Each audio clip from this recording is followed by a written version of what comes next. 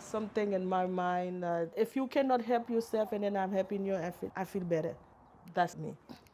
I'm always looking for something to do. And to tell you the truth, I don't know because I get used to the job. I'm not tired in the morning.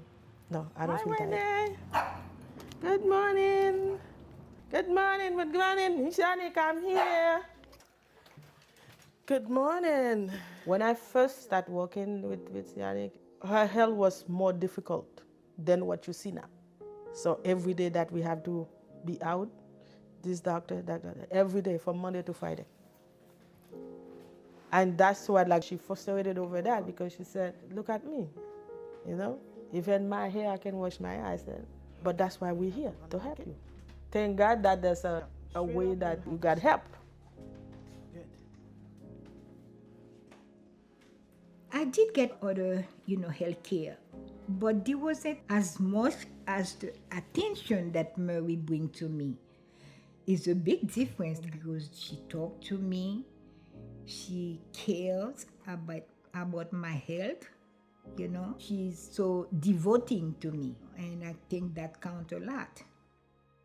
So anything that she didn't talk about, I will talk about it with Dr. Sterling. I said this and that, this and that, this and that. Oh, there's something you don't tell me. Let's check it out. Yeah. And we love Dr. Sterling. We love Dr. Sterling. Thank you. Nice to see you too.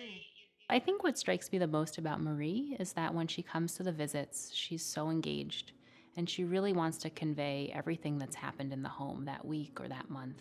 She is often the first person to know, when something is not right with Yannick's health or when there's a change or a new symptom that I should be thinking about.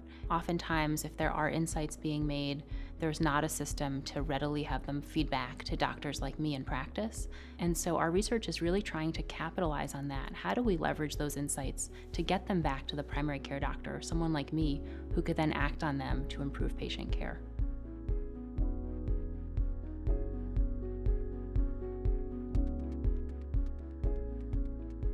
One of the things I love about Cornell is just the tremendous resources and expertise that we have across our colleges and campuses.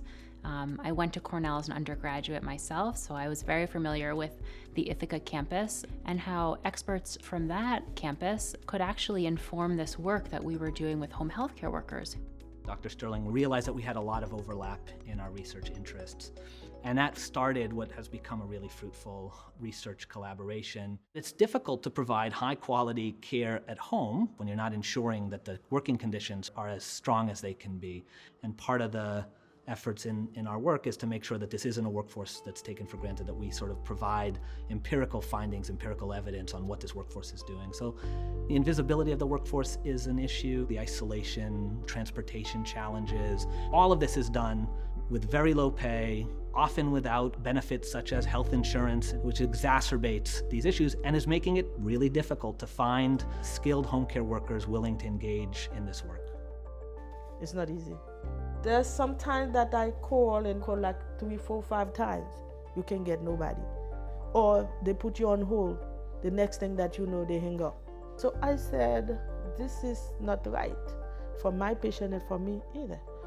We have a lot of room to grow and to improve in how do we make sure that these workers, who in many ways have more information about the patients, how do we make sure that they're integrated into the team? One of the kind of big questions in this space is, can we use technology or sophisticated technologies to enhance the embeddedness or the integration of home care workers into the broader system? Professor Dell and Professor Estrin at Cornell Tech are innovating actual new sophisticated technologies that can enhance the experience and the tools that home care workers have in the care that they're providing.